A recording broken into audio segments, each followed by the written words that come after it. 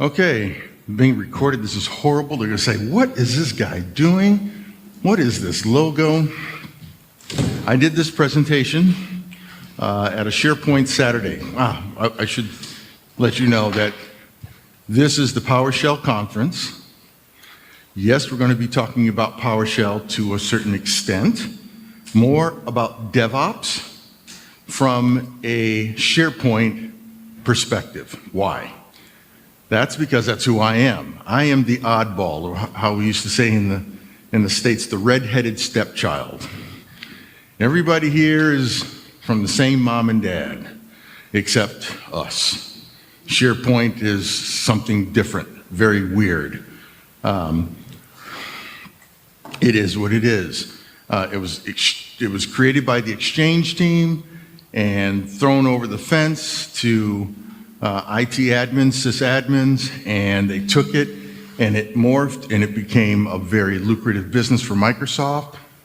Microsoft didn't care about it until it hit $1 billion, and all of a sudden it was, oh, we've got a product called SharePoint, which had already been out for 3 years. And because it grew so fast and made so much money, there was a lot of things that were built around it or tried to come around it, such as governance and things like that. Well, DevOps was one of them. Now, Jeffrey Snover came and talked a little bit about DevOps and said, well, DevOps is very simple. One, I do not agree with that. It's not.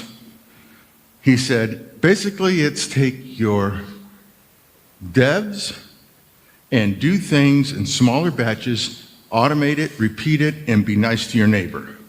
Not only do I think that's an oversimplification, I don't even think that's correct, almost not even a little bit. So you'll have to forgive me, I think Jeffrey Snover is completely wrong. I even had a picture that I was going to show here saying, wrong. DevOps is this. DevOps is the transformation, evolution, mutation of IT systems administration. That's what it is. It has nothing to do with dev. The reason why the word dev is in there, and this is the reason why the word dev is in there, is because back in the day, when the dinosaurs, when I was doing system administration, there was no such thing as writing code. We were just barely writing batch scripts. Devs or developers have one job, and their job has never changed since the dawn of time. And that is write code. End of story. End of discussion. That's all they do. They open up whatever IDE they have, they write some code, they compile it, and they produce something. That's it. Now, what they do with that product afterwards may be the subject of some discussion, but that typically involves ops. The only part that dev ever has is writing code. But when we talk about DevOps, that is all system administration. That's all us from wiring cables, putting in servers in racks, pulling them out, changing hard drives, all that stuff that we don't have to do anymore. But those people are still around, they have evolved. So now they've even gone to application managing, right? Users, permissions, security, all of that, ops. And now what do they do with them? Instead of actually pushing buttons, putting in cable, now it's all done from the keyboard. Right? When I create VLANs, I don't actually have to physically go to the router anymore. I can do it all from my desktop. All right, I want to create some users. Oh man, we used to have to type them, now we don't. We've got automation scripts. Those are all done for IT systems administrators, not for devs. That dev word came in because they started learning how to develop ways to create these things. Okay? Now, I didn't even get to who I am. Who's this guy who's late? Who can't do his PowerPoint?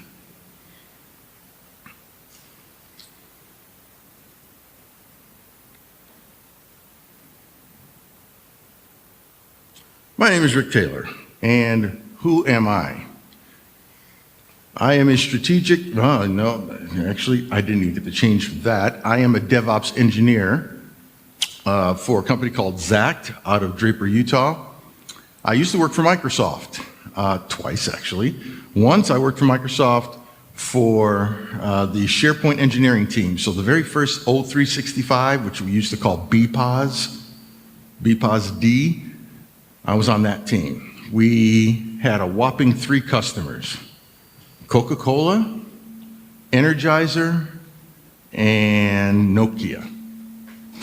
Nokia was a challenge because they said, oh, we like SharePoint, but we want nothing to do with Active Directory. Okay, so what did you want SharePoint to do? Oh, we want it to do all those fabulous things that you say it does, except for we have eDirectory, a bastardized version of Novell, and we want you to implement it. So how are we going to authenticate users? That's for you to figure out. That's what we had. So yeah, it was an interesting time. The second time I went to work for Microsoft, I went to work for the operations consulting or the governance branch and ITSM for Microsoft. So we would go to our customers and help them sort out the mess that they've got with SharePoint, because SharePoint does tend to create some messes.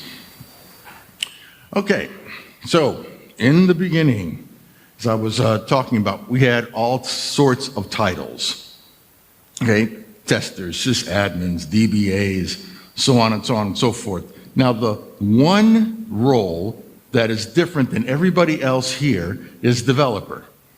They were the only ones that were different because they had one job, that was to write the code. Everybody else seemed to have or wear many hats. Okay, 20 years ago, we had all these and maybe even some more roles. And you'll see that now these have all kind of merged, okay? Network engineer is just another name for another sysadmin that deals with the network. The sysadmins, DBAs, and now DBAs kind of maybe even split between developers and IT admins. But it's the metamorphosis, right? DevOps is the transformation, the evolution, the mutation of systems administration. Okay, so the reason why Jeffrey and a lot of people say DevOps, you know, you ask 10 people what it is and then you get 10 different answers. And the reason why that is because people aren't really looking at what the problem is and they slap a label on it. Well, the problem that DevOps is trying to solve is one, actually a lot of them, but everything needs some software. Everything runs on software, okay? It runs on a machine, whether that machine is virtual or physical, but that software runs on there and that becomes a service. So if it's a virtual, now you've got a service running a service. That's what it is. And then you want to deliver that service from the beginning to the end without any hiccups. The internal friction points, that is where this is an issue. This is where Jeffrey says, now, and the second part of DevOps is be excellent to each other. You know, don't be an asshole to your colleague. Yes, because it's during this point where we actually see where that happens. Hey, did you get that VM spun up? Oh, I'll get to it. It's in the queue. Oh. Okay, hey, that VM that you spun up, it's not exactly right. Oh, okay. Man, this guy works so slow. This guy can't do it. He doesn't pay any attention to detail. And then there's a little bit of backbiting going on. Oh, and heaven forbid that the developer needed some application to be deployed on those things. And now we've got a circus. Okay, so that's what DevOps seeks to get rid of, those friction points. So you want to find out what that bottleneck is. And you want to get rid of that bottleneck because the faster that we can move, the more we can get our product to market, more that we can get things to test, and so forth. So, when everything was physical, that was nice. That was one thing. Then when we moved to the cloud, that started other things, okay?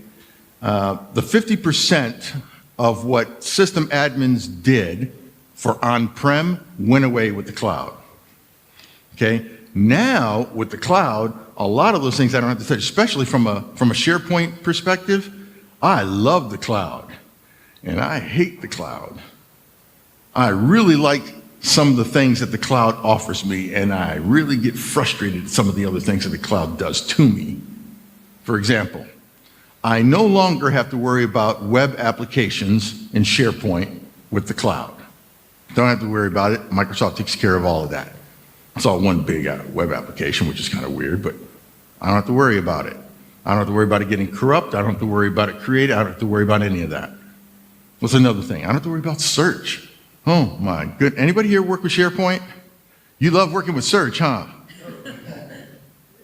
Yeah, especially if you've got a large search farm, and then I've got some crawlers, and I've got some indexers, and I've got some other content analyzers. I have dealt with some customers that have farms just for search that are larger than some enterprise's entire SharePoint infrastructure. And them dealing with search is a pain in the behind. Man, that index doesn't seem to be, I just did a full crawl, you know. A full crawl is a big deal. I mean, they've got terabytes of data, and something, that one doc that Johnny uploaded is not getting indexed and they can't find it. Oh my goodness. See, I don't have to worry about that anymore.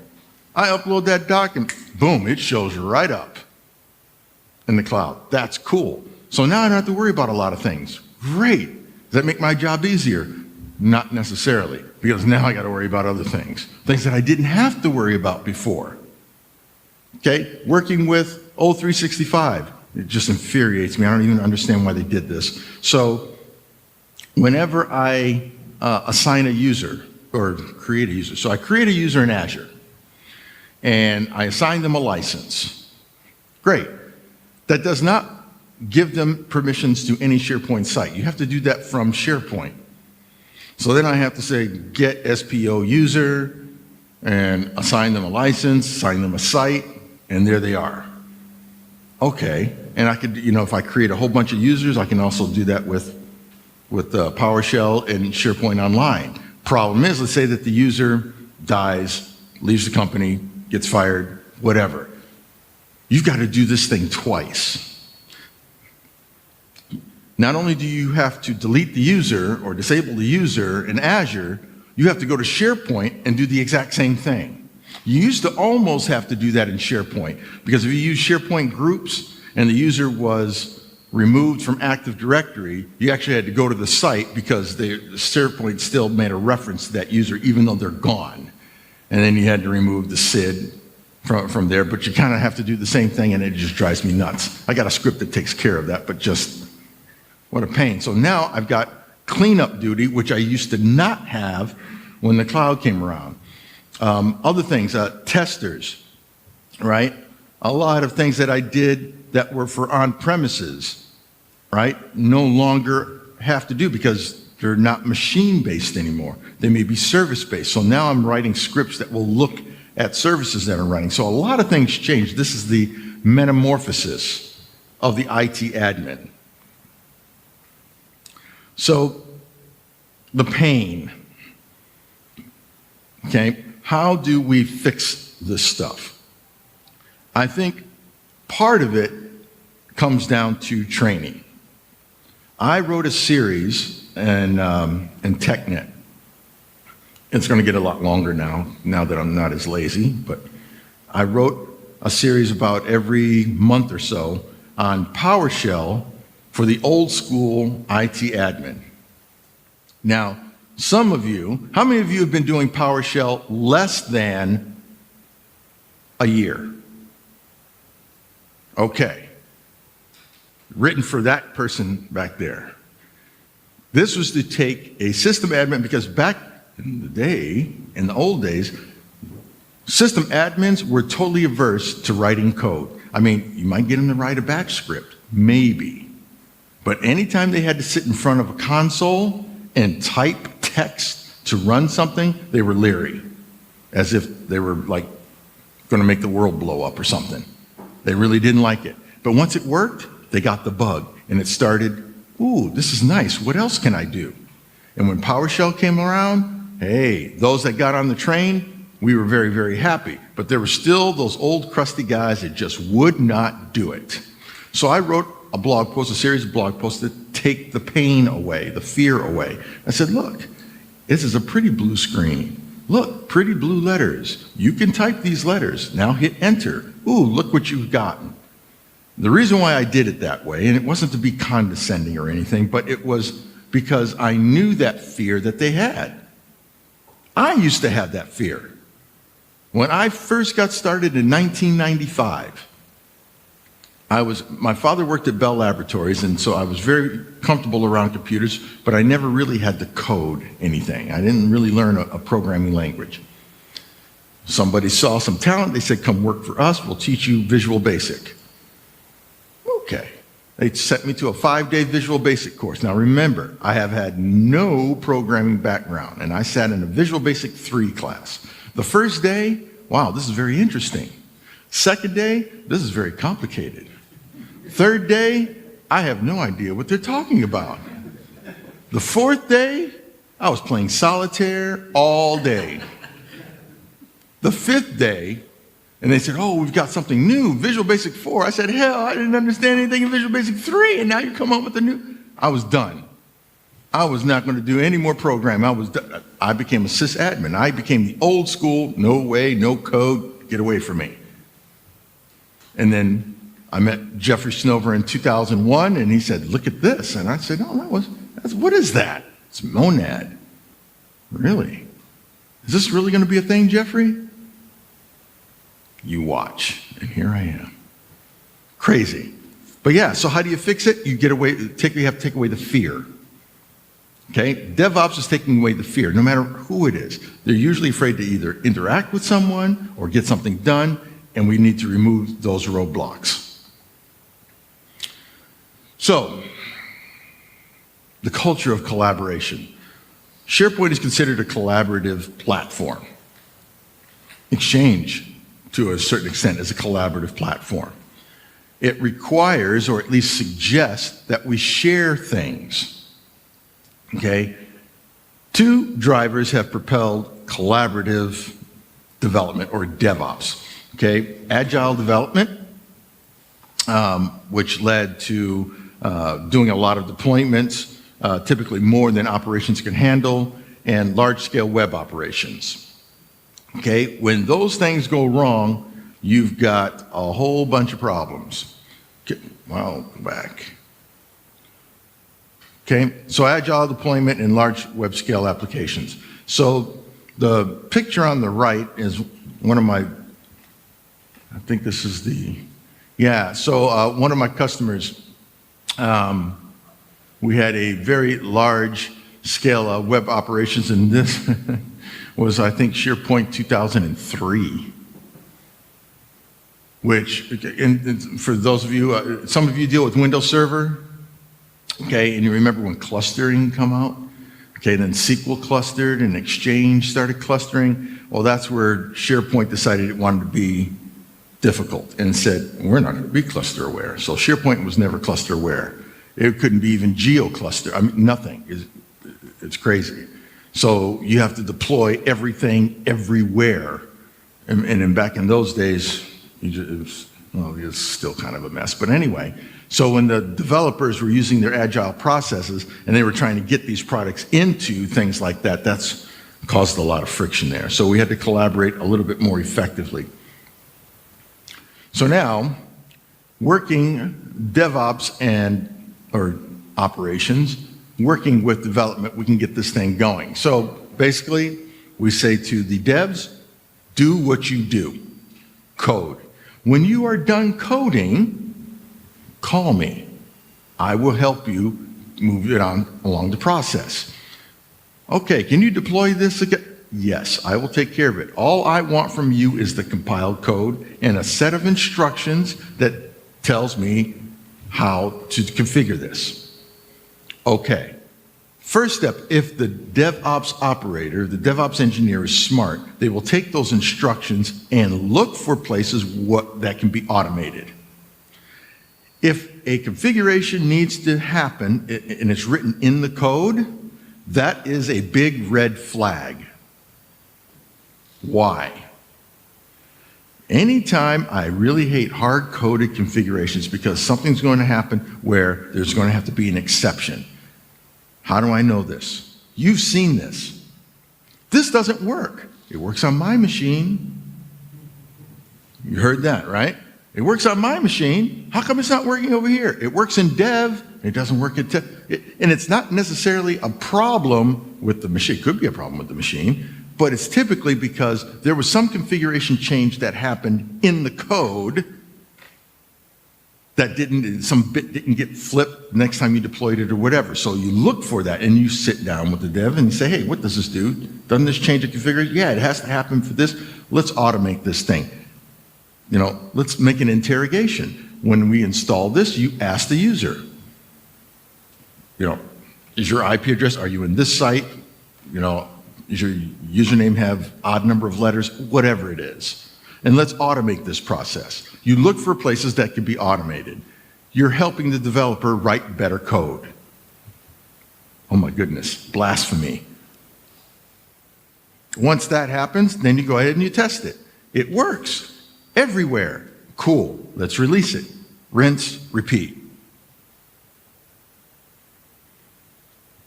Okay, so development, IT operations. This is where, again, Jeffrey Snover isn't exactly correct. All development does is develop. It's all they do. Operations is everything else.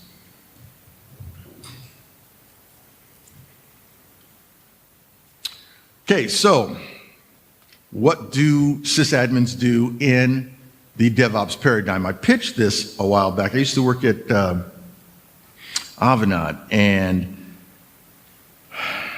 one of the competitors was Sogeti, which was a form of Capgemini, and we would pitch these things, and I really liked their one slide. They allowed me to use it, but this is a good example.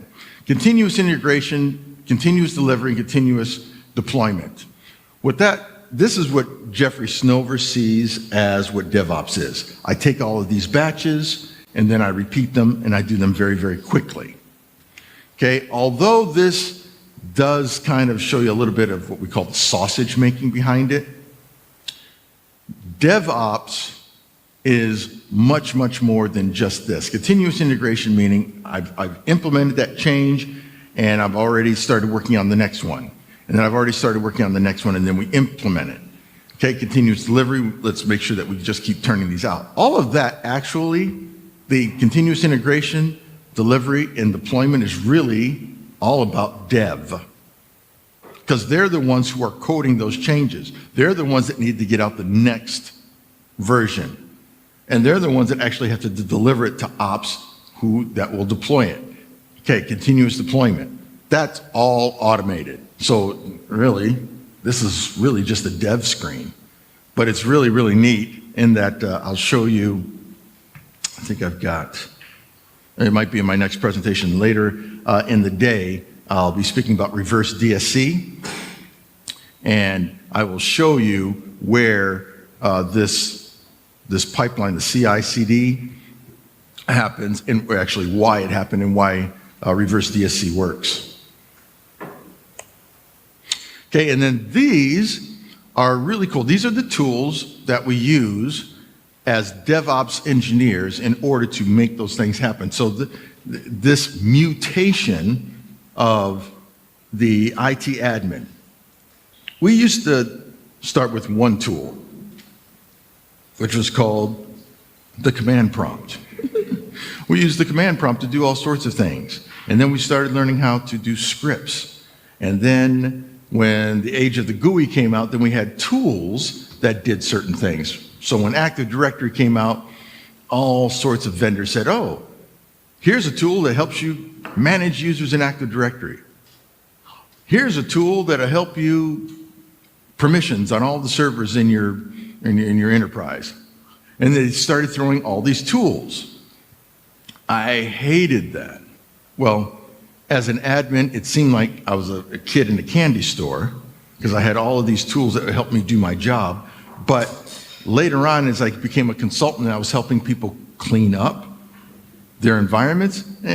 Oh, we can't get rid of that. That's got that tool. Oh, that is for this tool. Oh, and that's to get. Why do you use all of this? Have you not heard of a tool called PowerShell? What's that? And I get my robes on, my staff, and I preach like a prophet. This is the new way to go. Follow me to the promised land. See, I like the PowerShell girl, but I think we ought to have a PowerShell prophet. I think PowerShell prophet's cool with the long beard. But yeah, so we've got these tools that help us do kinds of, all this different kinds of stuff and, configuration management, and that's cool. I think there's a little bit of overlap between them, and it does help me do some automation. So I guess this is also the part of the mutation of the IT system admin, knowing which tools, that's right. I always wondered, why do developers use so many different languages and think that just use one? One, but whatever. This is the mantra for DevOps. You cannot automate what you cannot understand. That is the very first rules, as I was telling you a couple slides ago, that a DevOps engineer needs to do. When the engineer says, I've got this brand new package that needs to be deployed, great. Sit down with me and let's take a look at your code. I'm not going to tell you that it's good. I'm not going to tell you where it's bad. I want you to tell me what happens repeatedly, because that piece is what I want to automate. I can't just automate something if I don't understand how it works. And the dev will start to open up and, oh, yes, we could do this. In order to understand how to automate, you have to understand how that package works. Okay. In doing that, you are becoming excellent to one another. I worked with a lot of developers. I still work with a lot of developers. Matter of fact, one of my colleagues just left to go to another place, so I'm the only DevOps engineer in my company now. Everybody else is a developer. I'm the redheaded stepchild. And so now I get to work with all of these wonderful people and look at lines of code. I have no idea what the heck I'm looking at. And it requires me to reach out and be excellent and say, hey, what does this do? What does this do? How can I automate that? My next job, as a matter of fact, I'm going to share some information with you in the real world. You ready?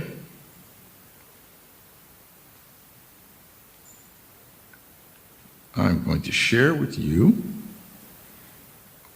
working with DevOps. An email.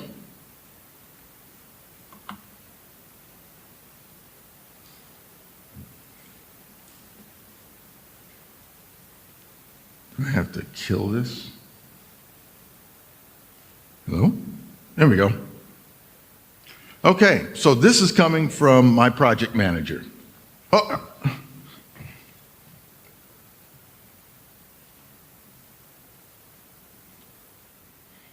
Okay, so this is coming from my project manager.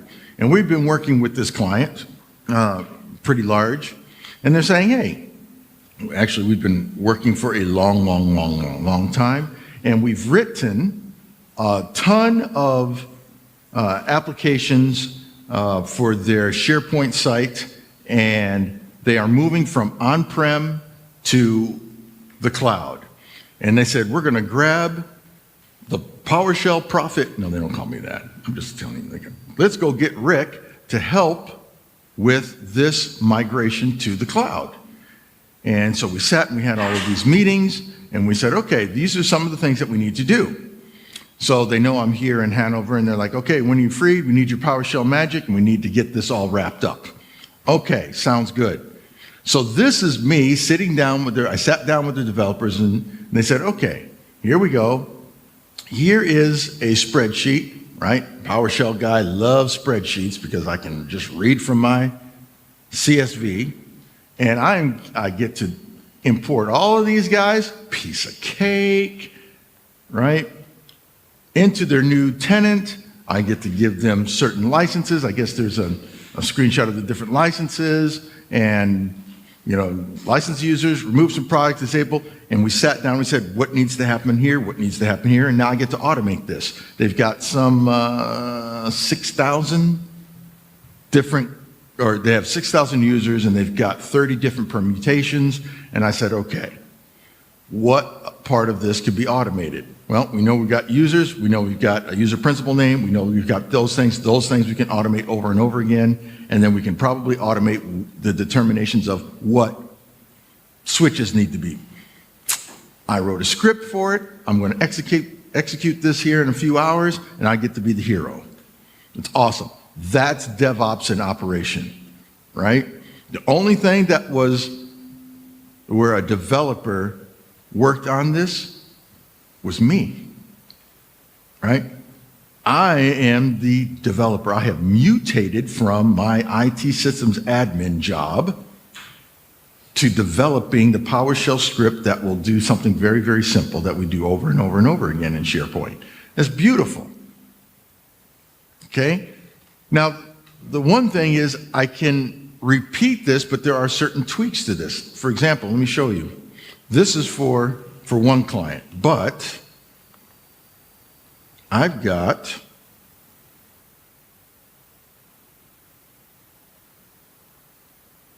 conferences.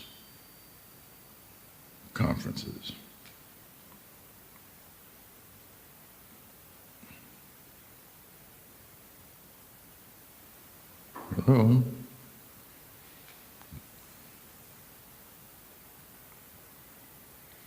Okay, in North America.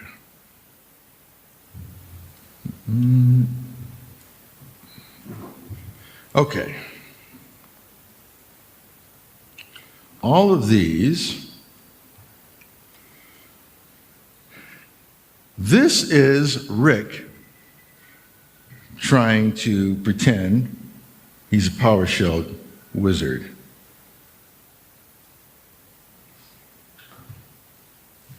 Okay, so one thing that I've noticed, whenever I don't know how to do something, I could, Google is wonderful. Sometimes I don't think we understand how futuristic that really is. I mean, you could talk to it now and say, hey, I'm looking for some code that will iterate through a list and create some users, and it gives you the PowerShell code. Do you understand how weird that is? Like 10 years ago, that was just like out there, and now it is beautiful. So now I said, okay, I need to write 4 lines of code, and this is what it is going to do. It's going to read from this thing, and it's going to create some site collections, and it's going to wait because SharePoint takes forever and a day to get the thing used, and then I'm going to take another list, I'm going to read from those users, and I'm going to add that, and I'm just going to reiterate through it. So all I need to do, part of my development skills, that's laughable, I get to take this script and change it a little bit for that other project that I have. But that, are you familiar with Iron Scripter? The PowerShell. So in North America, at the PowerShell DevOps Summit, there were different types of what we say the PowerShell scripters, so to speak. And there's 4 types of us. There's some that say, you know what, I just need to write code and have it work. I don't care if it looks pretty, right? I could iterate through some things, but if I could just keep typing it and it works, I'm good to go. That's called, then there are 4 factions. That's called the battle faction. And then there's some that are the flawless faction, and it has to look pretty, and there's another faction and whatnot. Okay, I belong to the battle faction, which says, you know what, I don't care how ugly it looks. If I have to write the same line over and over, as long as it works, it works. That's what this is. I could probably do this in 2 lines, but I did it in 4 lines so that I could comment it out so I know what the heck I'm doing when I bastardize the script the next time I go in there. I'm going to go in there, I'm going to make this Frankenstein's monster of a different script and I need to know what I'm pulling out. That's where this comes in. So this is another bastardized script from TechNet. So when you're connecting to SharePoint or Azure, you have to connect with the global tenant admin. Well, instead of hard coding it, I just used the read host and I just said, look, I can now take this script and I could give this to my dev who's writing his code that needs to be deployed, and now it's going to interrogate the user. You don't have to worry about anything. The user knows what their username is, and if they're not a global admin, it says, sorry, you're not a global admin. Beautiful. So now I could take this, which is fully documented, give it to my dev guy, he puts it in there.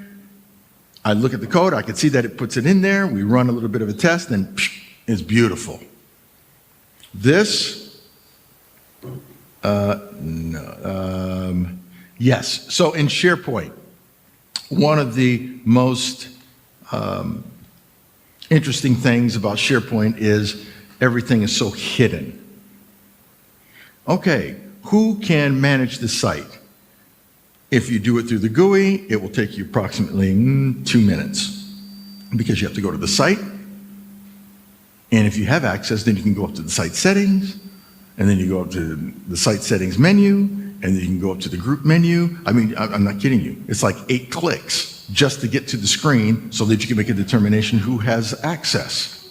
Or you can write some PowerShell code, and it says, I want the name of the admins for every freaking site so that I can kick it out in a spreadsheet and I can look at it later. Now, of course, those things start to change. Well, great. So I run the script periodically. It's low cost, right? I run this thing and it keeps going over and over again. So this is something that I would give to my PM who knows nothing about PowerShell, nothing about, all he or she needs to know is who are the admins on these sites. I have them run this. Or what groups are they a member of? Or I need to make somebody a farm admin. Okay, again, this is all from the SharePoint perspective, but I think SharePoint needs a lot more TLC than most infrastructure products. And yeah, users and groups again, it will read from a CSV file and find out what permissions that they all have. This is the metamorphosis, the transformation, the mutation of the IT system admin. We are the DevOps guys. We are the ones that DevOps is, and I'm sorry, Jeffrey Snover, but I think you got it wrong. DevOps has really nothing to do with small batches. It is a mutation, and I think it's probably been systematic, changing people over to what they need to get done. We are the workhorse that gets things done, and PowerShell is the tool that we use. It's our hammer, and everything is a nail. I love it. I'm a big hammer guy myself. So yes. So that's what this is all about. And again, thank you so much for your time. I will be here for, I don't even know how much time that is. But if you have any questions, I would be more than happy to answer those. That's for my presentation. If you're interested in reverse DSC, come see me at 1700. I'll be here. I'm not going to go anywhere. I'm not going to be late. And I'll even have some cool demos. Okay, any questions? None. What were you hoping to see if this was not what you wanted to see? Nothing? Well, this was exactly what you wanted to see? Come on now. Nothing? Okay, so being an American, they give us a little bit of training when you're going to present in different countries and different cultures. I've been presenting for about 20 years or so. And typically, when I go to Singapore or Asia, no questions whatsoever. Not until I'm done and I'm getting ready to walk off the stage. Then, I don't know why, but that's the way it happens. But when I'm in Europe, typically they ask me awesome questions, unless I really failed. And they're like, now, I don't even know what to ask you. This thing was just so off. So if I've been that far off, tell me what you wanted to hear and we can talk about that.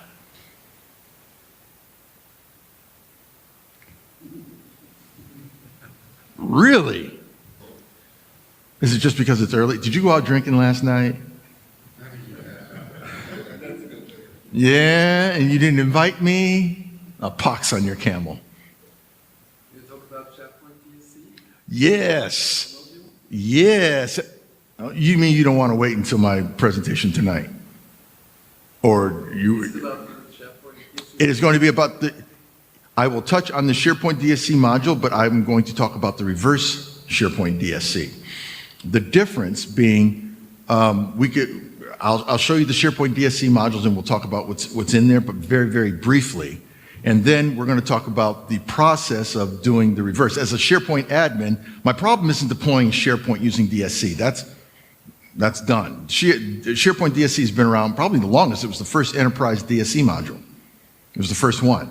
So that's pretty well documented, and that's really nice. As a SharePoint engineer and architect, my problem is making sure that my dev, test, and other lower environments are just like prod, right? I can use the same modules and deploy out once, and that's okay, but then what happens is what I call the snowflake effect, right? Every snowflake is individual. And before you know it, it's like, oh, well, that doesn't work over here. We have to make that configuration change. Well, with DSC, and that's a little bit where DSC is weird, is I can apply it, but am I going to allow DSC to allow me to make that change? Yes, but then now I'm on a slippery slope. Because now once I've made that change and it's okay, that change may not be okay in prod. It may be okay in test. Does it get done? Yes. Well, maybe we want to work that test out. Okay. But something always happens because the development machines are typically individual. They're self-contained. And there's always one, maybe two or three machines that didn't get that change. And because of that, now I've got developed machines that are not all the same. Oh, it doesn't work over here. Oh, it works fine over here. Once you see that or hear that, you've got the snowflake effect going on. What reverse DSC does is it prevents that. So now once I've got it working, yep, it works over here, it doesn't work over here, no problem, I got you. I suck out that configuration and I put it all the way down on that machine. Now that machine is just like the one here that works. That's reverse DSC. I'm going to take something that I know works, suck it out, and blow it down to everything else so that we're all homogenized. So in a way, it's kind of like humanitizing DSC. Right? I want to make sure that my configurations are always the same. Well, I'm going to do that. And if I can figure out a way to automate the reverse DSC, then hey, then we're all out of a job. But yeah, we'll talk about that. I'll show you the code for that, and I've got a demo. It's going to be exciting, especially if it fails. Do I get 2 of those? Can I turn it upside down and do it again if the demo fails? All right. So something that I was expecting to see is I am part of a team. I used to be a SharePoint administrator, and I know. And then I was like, never again. And now I'm a SQL person. But we have developers, and I was expecting to see maybe if I could write pester tests. How do you guys test? I don't know. Maybe it's over here. How do you guys test? And maybe that's not the topic of what this was. So we have developers, they have some place where they test. What do you write your test in? And then how does that go to CI/CD? How does the SharePoint world do it? Because I know how we do it in the PowerShell world and in the SQL world, but I don't know how we do it in the SharePoint world. You know what? I am going to write a presentation on that. Yes, that was not my focus, but you and I need to get together and let's talk about that. All right. Yeah, because that's an excellent topic. Yeah, what do you use? Okay, yes. Thank you. Anytime. That's beautiful. Yeah, what do they, because SharePoint does do things differently. It's a weird product. I love the product.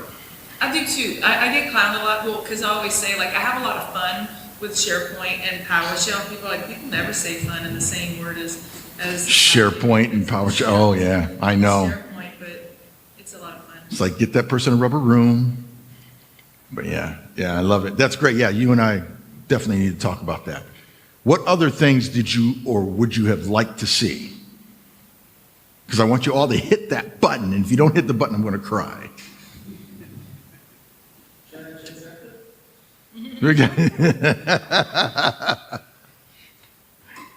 Well, okay. Oh, I guess that's all my time. Thank you so much, and I will see you this afternoon for Reverse DSC.